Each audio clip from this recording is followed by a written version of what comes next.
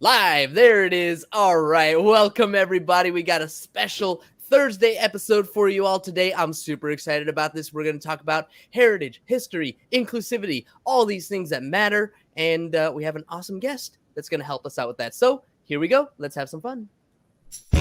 Practicing Polyamory, real-life perspectives from the imperfect people of polyamory.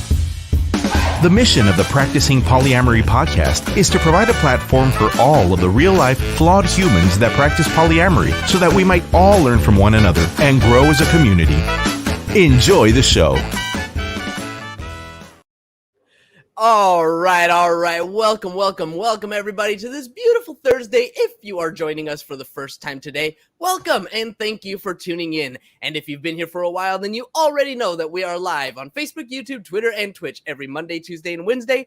3 opportunities every single week for you to ask questions. So if you have any questions about your relationships, or if there's a topic you'd like to hear discussed on the show, slide into my DMs, leave a comment while we're recording live. You can follow the show on all social media platforms at Practicing Polya. Let me know what it is that you want us to talk about. And as always, as a reminder, if you're listening to this podcast, you are a welcome guest to be on the show.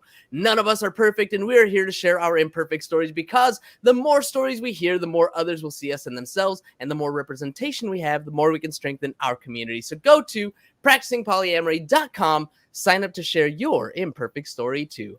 All right, now my favorite part, which is introducing today's awesome guest. Today's guest is one of the most musically gifted people I've ever had the pleasure of meeting in real life. As the frontman for an eclectic, versatile musical group whose songbook includes Mexican folk, rock and roll, Tex-Mex, and cumbia, our guest has toured all over the United States and filled arenas with screaming, admiring fans. Music, however, is not the only way that our guest uses his voice. As a transborder resident, our guest is intimately familiar with the struggles of Mexicans on both sides of La Frontera. He is in the process of completing his master's in Latin American studies, specifically focusing on transborder identity and its effects on gender, creative processes, and artistic performance. This guest was gracious enough to lend me his wisdom and knowledge as I've explored my own heritage, and I'm excited today to share his story and learn more of my own. Joining us today from the touring band Jarabe Mexicano out of San Diego and Tijuana, Baja California, Mexico, they always say that, lead vocalist, karaoke superstar, and my personal friend. Welcome to the show, Tavo Alcoser.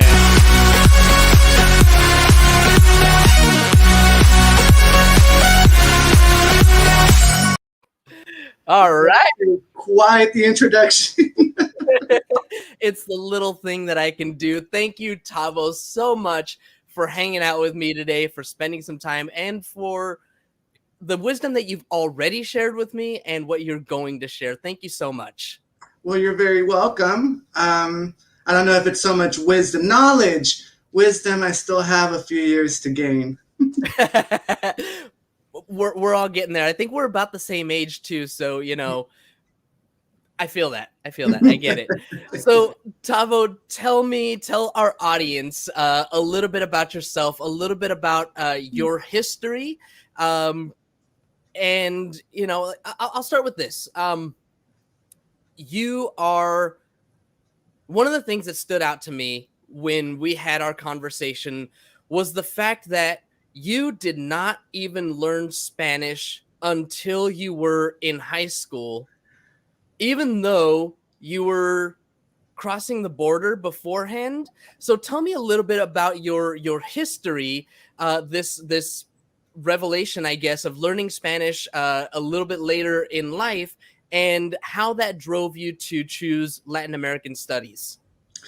Well, you know, it's funny. I guess it's because I led such an insulated life. Being in Tijuana and going to school in the States, you know, my mom always prioritized, as we discussed, prioritized English. So when I would come back home, I was kind of at the mercy of my, you know, whatever my mom could do for me, because my language skills were just not there. I understood Spanish for the most part, but I didn't speak it. I didn't write it. I didn't read it.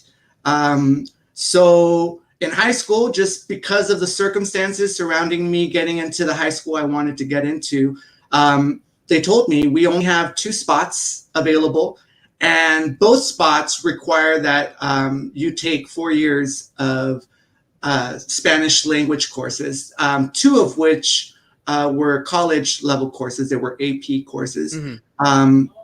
So it was, one of those like, well, I guess I just have to do it. But it really just opened everything up for me, because I realized, first of all, how much I was missing out. Mm-hmm. I mean, I already had an idea, considering that it was hard for me to even talk to my cousins and my aunts in Tijuana. So, so it opened up all these opportunities. And ultimately, I think, even then, it took me a good couple of years of going out in Tijuana as an adult after high school to kind of start solidifying, because I learned kind of like the British Spanish, right? The very regal Castellano from Spain. Okay. And yeah. So I still didn't know a lot of the idiosyncrasies of Spanish. And so it took me a good year. I mean, it wasn't until I was in my mid-20s, I think, that I felt a lot more comfortable speaking and writing and communicating in Spanish. That's so interesting that you were actually living in Mexico and only getting to understand your own language, your own culture, that much later in life. What was it like, I guess, when you would cross over from Mexico to get into the US, which one felt more home? Which one felt more like home? It's a really interesting question, because growing up, I think that as a kid being brought up with that mentality of you're American first, for a long time, it was very clear to me that San Diego felt like home, even though I never lived. Well, I did live there until I was about maybe 5 or 6 years old. So I had roots in San Diego, and family members as well. But it was, this weird thing. I would go to Tijuana and I would hate it because I had no friends in Tijuana. All of my academic, stuff was in San Diego, all of my friends. So it was tough for a long time to accept that San Diego was not my home. But I think as I got older, and especially in the last kind of 10 years, I came to grips with it again, because I got out of a long-term relationship. I tried my hand at, renting rooms in San Diego while I got through school. And then my band started touring, and that really put me in a spot, because I was like, well, now I'm paying rent and I'm not home more than half of the month, or, those kind of things. And so I thought, this might be the time for me to go back home to Tijuana. And so, a few years back, I decided to move back and basically stay with family when I'm in San Diego. When I have to work in San Diego or I have to go on tour, I'll make a pit stop in San Diego.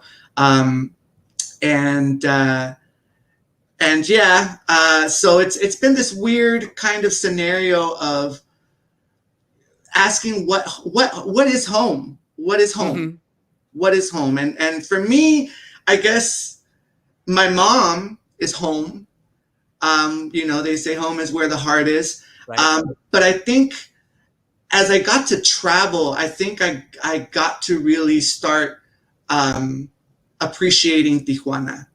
The kinds of things that I personally lived, it may not be everybody's experience, but, I grew up in a pretty middle income neighborhood in Tijuana. It's an older neighborhood. So when I was younger, there was crime, but now as an adult, it's become a very quiet neighborhood. And, life is laid back there. Nice. I have a little mom and pop store that I go to, as well as a convenience store and a supermarket right in my own, backyard. And the people, when they greet you down there, is very proper in some ways, but there's always a buenos dias, ¿qué tal? So it's a very warm environment that I don't know that I appreciated while I was growing up, and now as an adult, I think I'm really lucky that I get to have this experience, even though it's way out of kind of the norm. Mm-hmm. But and it's difficult at times. At the same time, I'm like, wow, I get to experience some things that many people are cut off from. Right. For sure. It sounds to me like there was a lot of dual identities. There's a lot of these two things that you're not necessarily struggling with, but certainly balancing and trying to find how both apply to you and make you who you are. And even more, I'm sure, identities than that. So kind of on that note, what we had talked about, and the reason why we got to talking was because of this whole thing that I'm trying to create, more inclusive spaces. And, you reached out to me to help me understand more deeply the Mexican heritage, the Mexican culture. So I want to ask you, with these dual identities and these different things that you were struggling or that you were working through navigating, how is it that knowing the history, knowing the heritage, knowing where we come from can help us to create inclusive communities? It was interesting. What struck me about your situation as you began this journey, I thought to myself, what a great opportunity, because I find that for a long time, I created this idea of who I was. And of course, as I started growing up, I started finding, interacting with those moments that would show me otherwise. And having that constant negotiation, as you said, of, am I American? Am I Mexican? Am I Mexican American? Am I Chicano? Am I not? What does that mean to me? Mm-hmm. And ultimately, I found that just the more information I got, it wasn't necessarily that I was going to identify right away with all of these histories, all of these legacies. But it would allow me to have a more clear picture of what was out there that I never realized was out there for me, right? As we discussed previously, I got involved in Mecha, which is a student Chicano club movement that began way back in the 70s and still exists today in schools throughout the country. And I had, difficulties because I was not leading a very typical Mexican American life. Mm-hmm. And so that was my struggle. And there were moments where I thought, I don't feel that political identity of being Chicano, because at least the way it's been described to me, it is a political identity. It's from a moment where someone of Mexican descent in the United States or of other Latino descent will actively try to, quote unquote, decolonize their identities, right? And notice I say identities because we wear a lot of hats, right? It's not just one identity, at least not in my point of view. We all kind of transition through these multiple identities all the time and simultaneously, and especially people of color, right? Because we have had to learn how to act in certain spaces, right? And we joke about that, of course, but there's some very real truths, very painful truths that we understand, that even though our society says we're all equal and free, that our position in the society has conditions, and we have been conditioned to accept that. And, so that's what I saw from my perspective when I heard you speak about your experience, is that I thought, it'd be surprised when you realize, the eye-opening comment for me growing up was somebody telling me, assimilation is a violent act. And I remember how much that caught your attention, because for all intents and purposes, assimilation is not necessarily a bad thing. Mm-hmm. Right? We all try to fit into an environment when we move cities, when we all try to change to, figure out how we're going to survive. But in our case, in our cases, we were asked to change and be different than what we might have chosen had we known that it was okay to be Mexican, right? It was okay to claim these roots. It was okay to identify with certain history, certain struggles. And what I find is when I do identify with those struggles, it gives me it empowers me. It makes me feel stronger. It makes me feel more confident, because I realize that there's so much more than myself that goes into my story, mm-hmm. and that hopefully my story will contribute to other stories. Yeah, it sounds like it's a full embracing of who you are, instead of trying to pick and choose and like I was talking about the balance, instead of trying to balance two identities, you're just embracing both as wholly and completely you. Does that sound about right? Pretty much. I mean, although it's like anything, when we talk about identities, culture, all of us experience things. We joked about how we don't like menudo, right? Right. I mean, we all, have these cultural like tropes that we accept, and that we go, you're not Mexican if, or, whatever, you're not Filipino, you're not Black, you're not white if, blah, blah, blah. Right. But obviously, I mean, those are generalizations, right? For me, it became more of this kind of spiritual, sort of deeper, like, how do I look at this beyond the superficial stuff about it? Because I think we get lost when we really get into details that are superficial, in my point of view, rather than get to the heart of things, get to the why of things. Mm-hmm.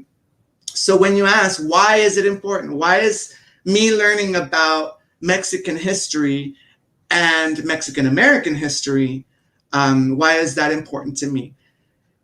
To me, it's not so much that you wouldn't be able to live a fulfilled life if you didn't know this. But I do think that once you start learning about it, it changes everything. It changes what you question. Mm-hmm. It changes the lens that you'll see things through. It definitely gives you perspective about history, but also understanding why things are the way they are right now, right? Like, how is it that we got here? Because oftentimes we can't figure out solutions because we don't know how we even got here.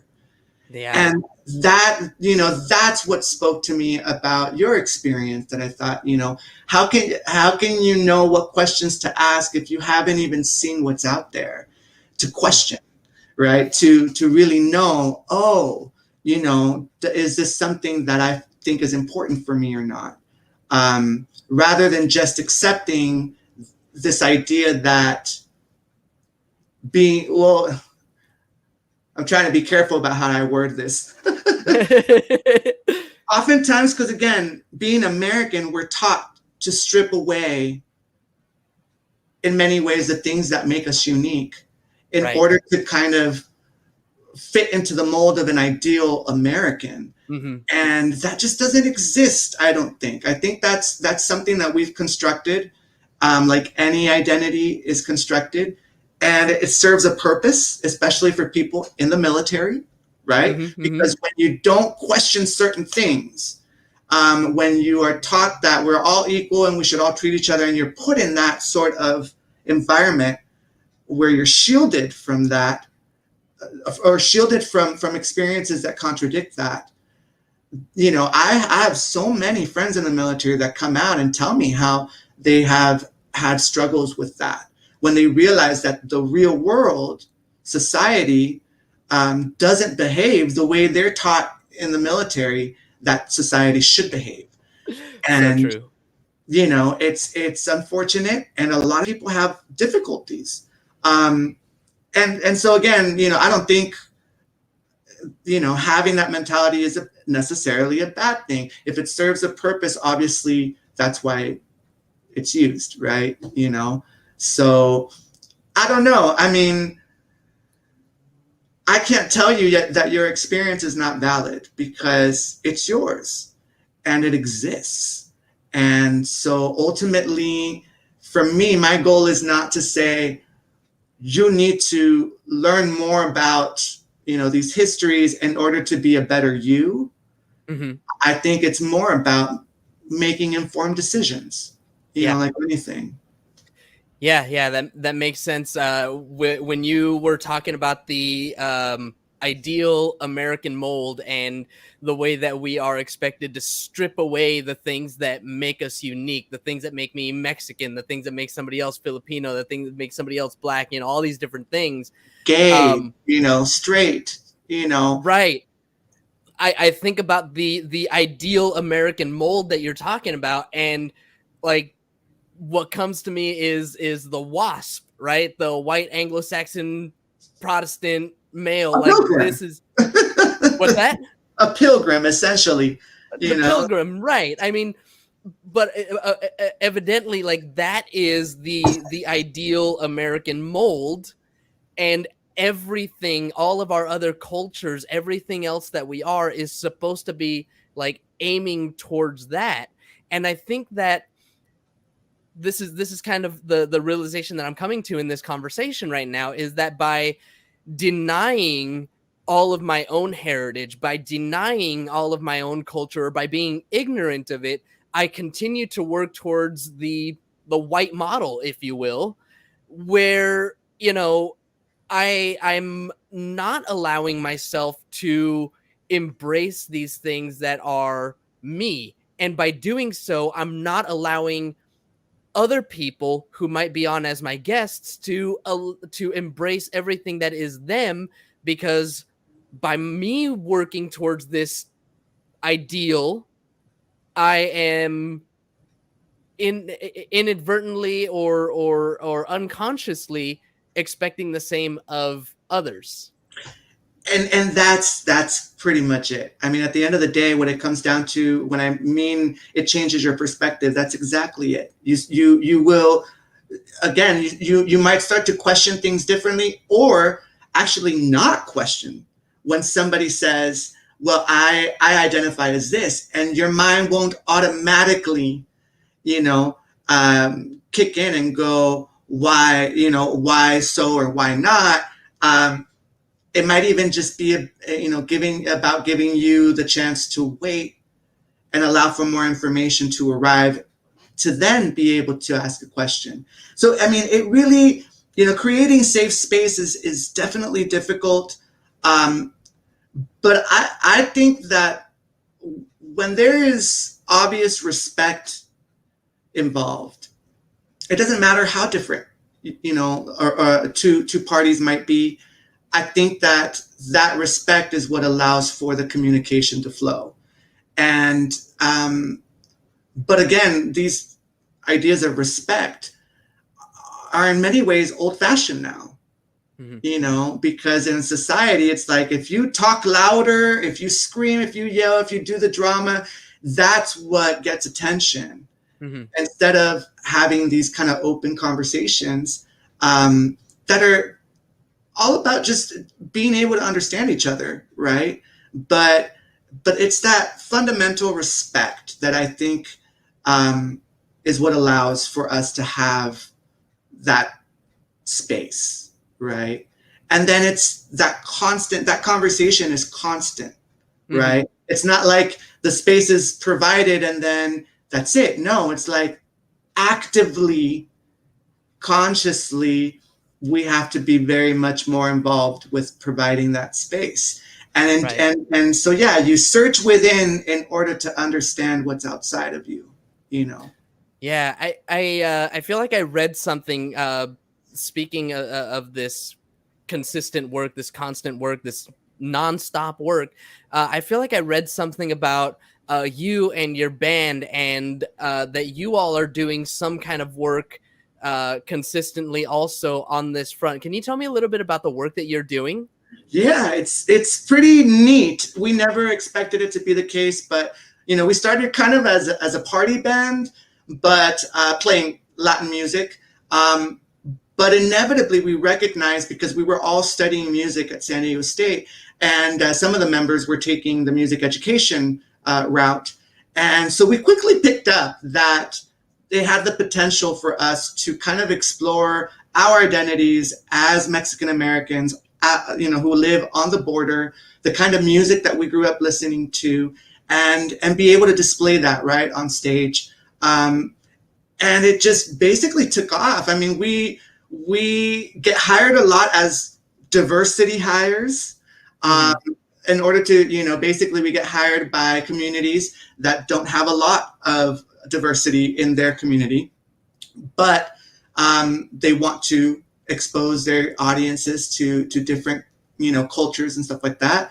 We often also get hired to try to bring in Latino communities to certain venues or certain spaces that normally they would not feel invited in. And so, and we also did a few years back get to travel down to Baja.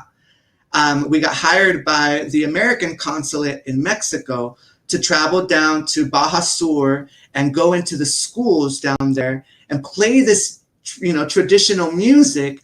And many of the school children down there had never heard this music. So it was this kind of weird cycle of, here I am, come from a Mexican grandparent who played traditional Mexican music. Now I'm playing this music in the United States, and now I get to travel to Mexico to bring it back to younger generations who have also been distanced from these, you know, these folk styles and music.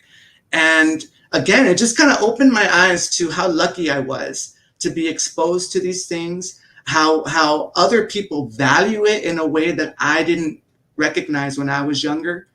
And again, so now, you know, for the past basically 5 years, that's been our mission, is just traveling around. We work with schools, we work with nonprofit organizations, government entities, to really kind of display border culture as a thing, and to try to explain to people that even though I have these different roots, that in the end, we're very much alike, right? Mexican folk music and American country music have a lot of similarities. So we like to point those out. And again, our audiences have been just very everywhere we go. We're shocked by, I mean, right now we just came back from Kansas. Next week, we're going to be in Nebraska for the first time, celebrating Mexican Independence Day. Nice. So yeah, it's this weird kind of thing that kind of developed. And I thought, you know, once again, I mean, how lucky am I, this poor kid from Tijuana who now gets to, you know, go to these places and sing his shoulda, coulda, wouldas and share something wonderful with people is just beyond anything I could imagine. Yeah. Well done, producer. Well done.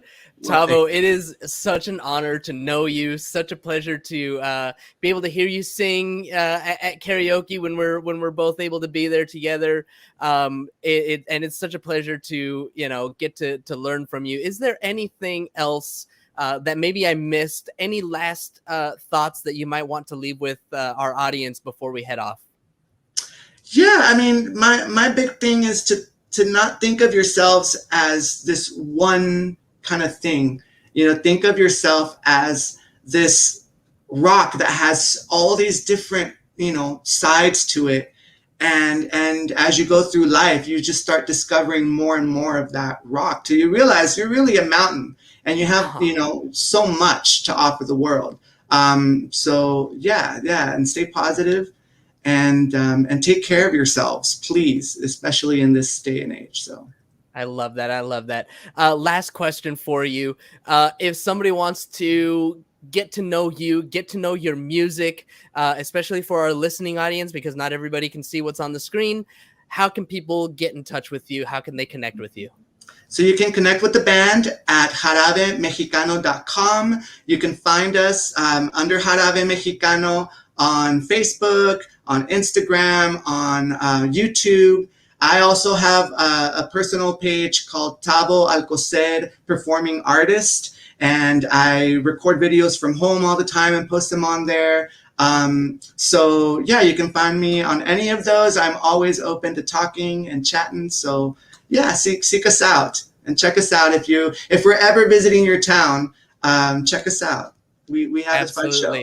Is your schedule on jarabemexicano.com? It is. So our calendar's up there. And you can also check us out at marianleibowitz.com, which is our manager's website.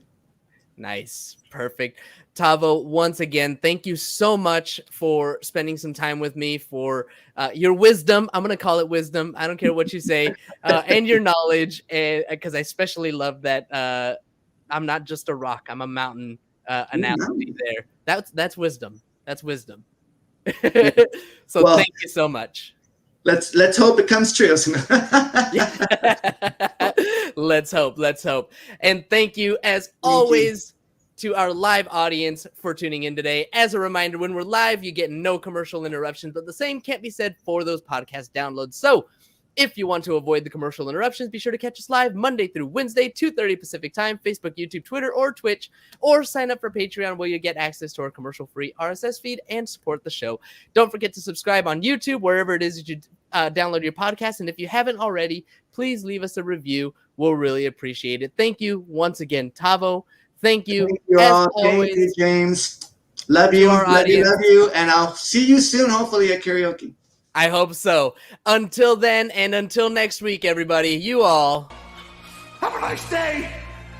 Thank you for tuning in to the Practicing Polyamory podcast. Would you or someone in your polycule like to be a guest? Sign up at practicingpolyamory.com and join the conversation. Please support us by subscribing, liking, and following us on social media at Practicing Polia by clicking any of the affiliate links on our website or by subscribing at patreon.com/practicing